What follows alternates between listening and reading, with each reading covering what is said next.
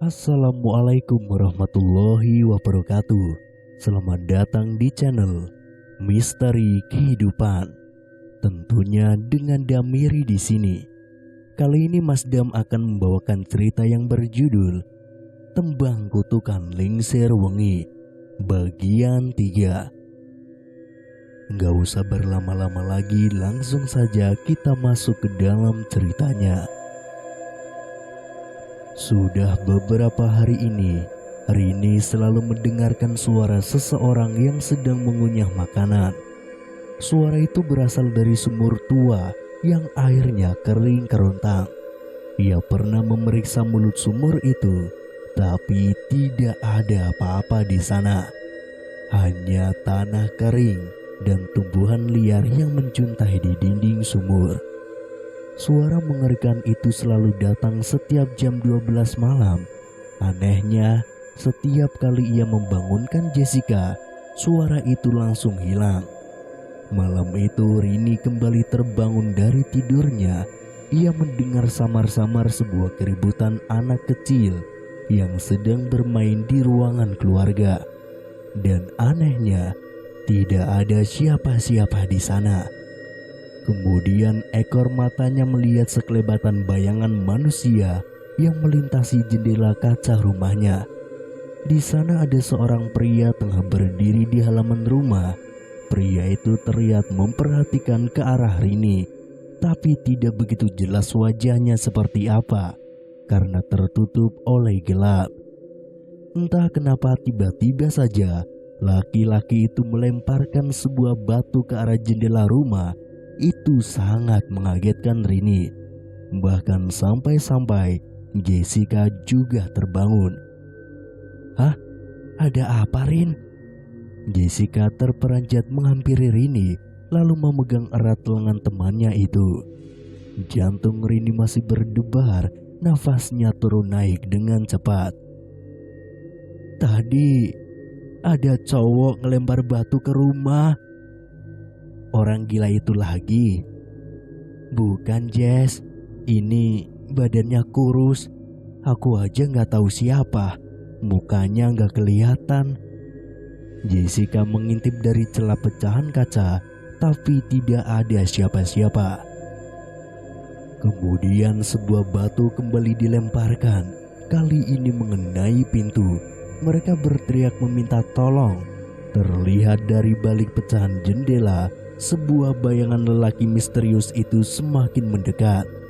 Rini berlari ke kamar untuk mengambil sebilah pisau dari dalam ranselnya.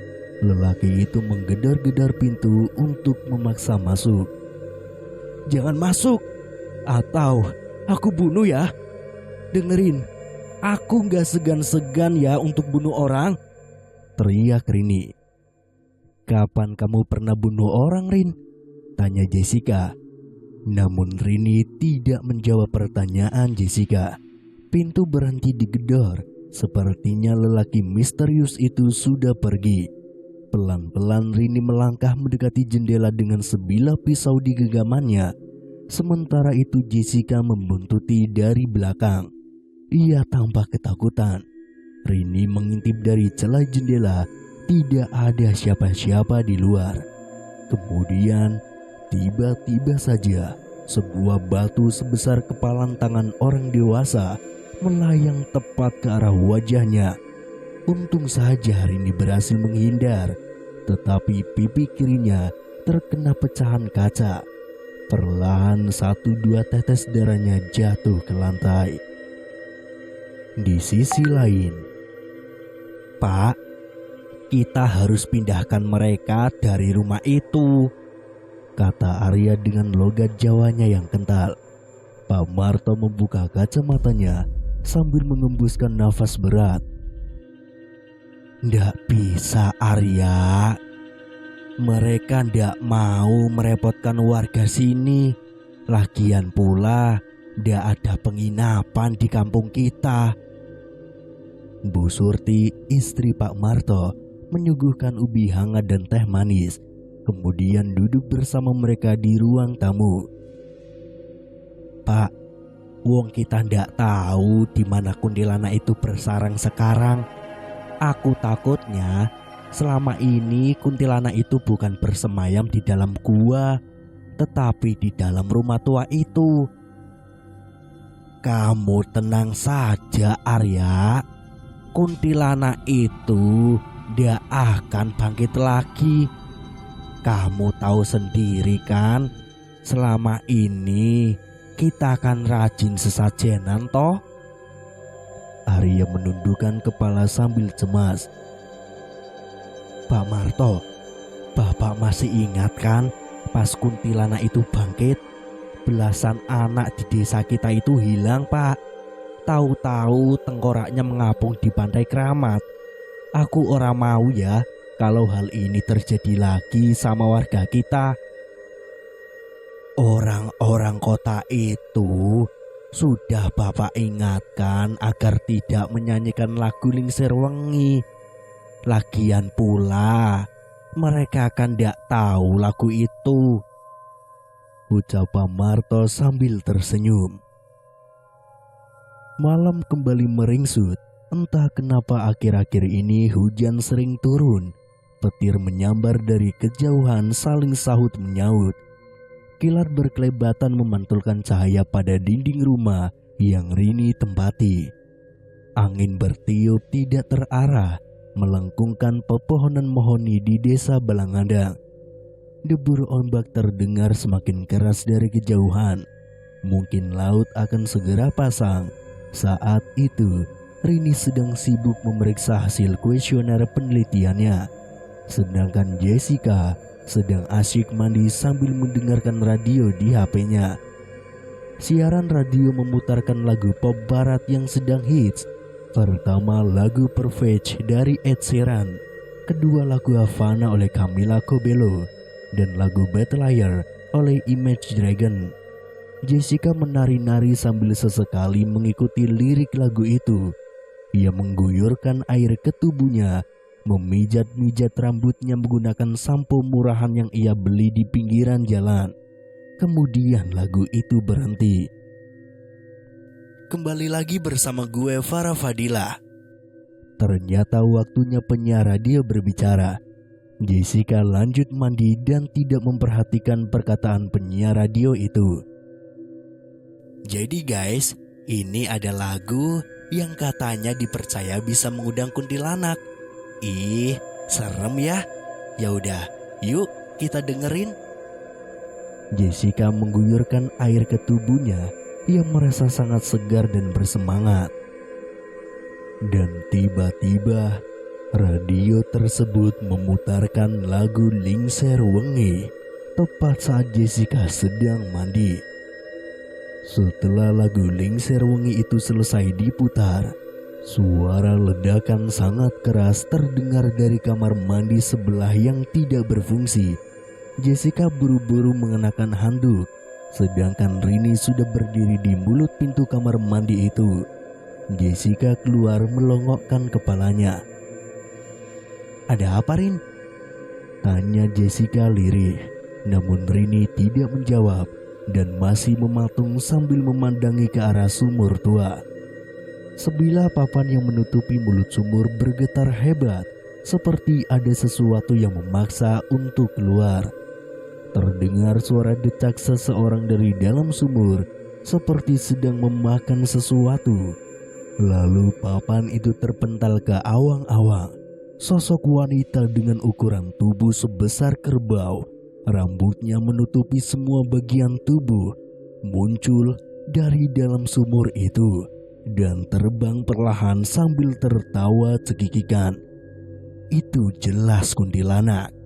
Sosok wanita itu terbang menembus loteng dan hilang begitu saja, diiringi dengan suara petir yang menggelegar. Ada apa ini? Arya tiba-tiba datang menghampiri mereka. Rini dan Jessica pingsan seketika.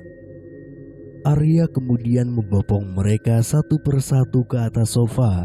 Ia meraih HP Jessica yang tergeletak di atas sumur dan masih menyala. Ia lalu mematikan radionya. Beberapa saat kemudian Pak Marto datang dengan membawa sebuah keris dan seikat daun kelapa kering. ia merasakan kebangkitan kuntilanak. Wajahnya panik dan buru-buru menutup pintu rumah. "Arya, jangan sampai warga kita tahu. Kedua wanita ini bisa tewas dibunuh warga." Wajah Arya memerah. Ia menahan amarah dalam dirinya.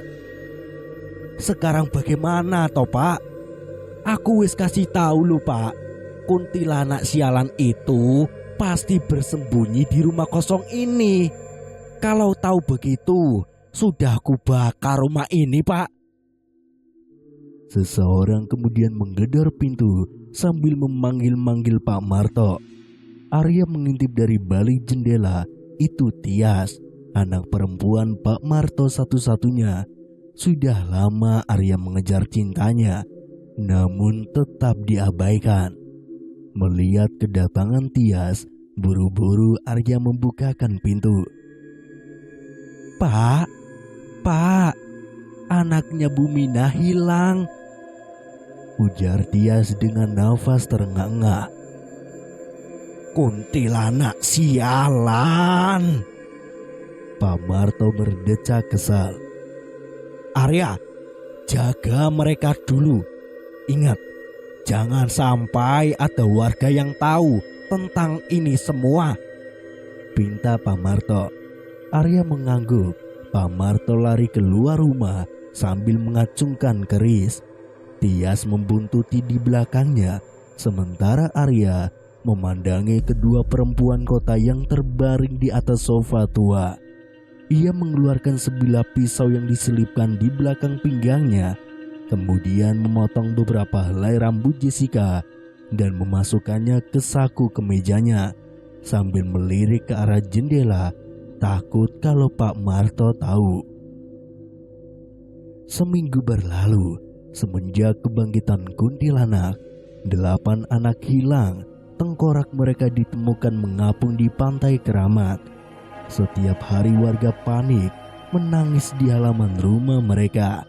Bahkan ayah dari anak-anak yang hilang sudah membakar lubang gua yang dipercaya menjadi persembunyian kuntilanak. Mereka melontarkan sumpah serapah dan berjanji akan membalas dendam pada kuntilanak itu.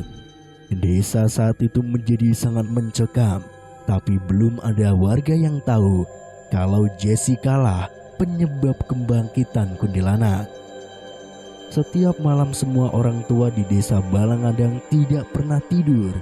Mereka selalu menjaga anak-anaknya, tapi tetap saja satu persatu anak-anak mereka hilang. Bahkan anak-anak itu diculik saat sedang buang air besar. Menurut kepercayaan warga Balangadang, ruh anak mereka akan dijadikan tuyul oleh kuntilanak, dan tuyul-tuyul itu menjadi semacam mainan untuk kuntilanak.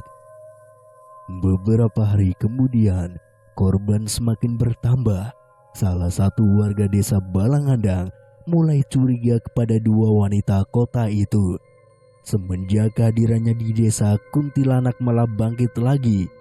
Jadi malam itu, warga berbondong-bondong mendatangi kediaman Rini dan Jessica sambil membawa parang, balok, linggis, dan juga batu, siap untuk membunuh mereka berdua. Di dalam rumah, Rini mendengar gemuruh langkah warga berduyun-duyun mendekat. Arya tiba-tiba muncul dari pintu belakang rumah. Ia mengajak Rini dan Jessica untuk segera kabur dari rumah. Mereka bertiga berhambur lewat pintu belakang, menembus perkebunan mahoni. Arya menuntun lengan Rini, sedangkan Jessica sekuat tenaga membuntuti mereka dari belakang. Dari kejauhan terlihat cahaya api menyala, asap membumbung di langit. Rumah tua itu dibakar warga. Rini dan Jessica menangis sesenggukan sambil terus berlarian sekuat tenaga. Di tengah-tengah kebun, di antara pepohonan mahoni yang menjulang tinggi, tiba-tiba Jessica berhenti berlari. Dadanya terpental seperti ada yang menendangnya dari belakang. Lalu ia tersenyum mengerikan. kedua matanya putih polos. Ia mendekat ke sebuah pohon mahoni dan menjedot-jedotkan kepalanya sendiri sampai darah bercucuran. Rini kemudian menangis menyadarkan Jessica. Namun tetapi Jessica tetap mengamuk. Bahkan dia mengunyah lidahnya sendiri. Darah sempurna memenuhi wajahnya. Lalu perlahan ia mengapung ke atas awang-awang sambil tertawa cekikikan. Rini menahan kaki Jessica yang melayang tapi tidak bisa. Jessica kemudian hilang di antara ranting-ranting pohon mahoni. "Sudah Rin, ayo cepat lari." Arya menarik tangan Rini. "Jessica!" Rini menangis sejadi-jadinya, matanya sembab. Ia berlari ragu-ragu sambil menangis. Arya membawa Rini bersembunyi di sebuah gubuk. Gubuknya berukuran kecil terbuat dari bambu dan ijuk. Di dalam gubuk itu sangat gelap. Rini menyalakan senter HP-nya. Ia masih menangis sambil memohon kepada Arya agar mau menyelamatkan Jessica. Lokasi gubuk itu jauh dari pemukiman warga. Bahkan bisa dibilang sudah masuk ke wilayah hutan liar. Tidak ada lagi pohon mahoni yang berbaris rapi. Hanya ada pohon-pohon besar yang juga liar. Suara burung hantu berbunyi di antara ranting-ranting pohon. Angin berhembus halus dan dingin. Mungkin saja gubuk itu dulunya digunakan untuk memasung orang gila yang diasingkan warga. "Rini, kamu tunggu di sini ya. Jangan keluar. Aku mau jemput Pak Marto dulu, biar dia bisa bantu kamu. Tunggu sampai aku kembali ya." Rini mengangguk dengan wajah ketakutan. "Arya, aku mohon selamatkan Jessica." Arya tidak menjawab. Dia hanya memandangi wajah Rini sejenak lalu pergi. Rini melangkah ke pojokan, kemudian duduk sambil memeluk lutut. Ia kemudian mengarahkan cahaya senter HP-nya ke dinding dengan perlahan. Di sana terpajang sebuah foto hitam putih yang sudah usang. Di foto itu seorang wanita berpakaian pengantin. Raut wajahnya terlihat murung.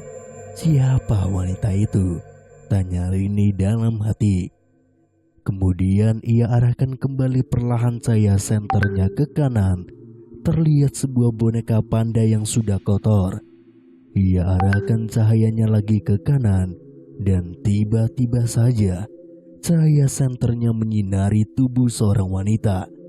Itu Jessica. Ia tersenyum mengerikan dengan darah berlumuran di wajahnya. Rini terkejut dan berteriak. Sontak ia berhamburan lari keluar gubuk dengan nafas ternganga. Jessica. Perlahan ia mendekat kembali ke pintu gubuk. Ia dorong pintu yang terbuat dari bambu itu. Digerakkannya cahaya senter ke segala arah, tapi tidak ada siapa-siapa di dalam. Lalu saat itu juga terdengar suara Jessica menyanyikan lagu Lingser Wengi dari arah belakang. "Lingser wengi seliramu." Jessica, kita pulang yuk. Di sini gak aman. Kita nyari jalan pulang aja ya. Ajak Rini ragu-ragu mendekat. Jessica masih berdiri menghadap pohon. Hutan itu gelap. Hanya cahaya senter Rini yang menjadi penerangnya. Jessica tidak menjawab ajakan Rini. Ia terus menyanyikan lagu Lingser Wengi dengan fasih juga mengerikan. Langkah Rini semakin mendekat. Ia menelan ludahnya sendiri sambil menyorotkan senter ke punggung Jessica. Perlahan ia mengangkat tangannya hendak menyentuh pundak Jessica. Sesaat sebelum lengan Rini menyentuh pundak Jessica, suara seorang perempuan yang mirip dengan suara Jessica memanggilnya dari arah kanan. "Rini, itu bukan aku!" Bersambung.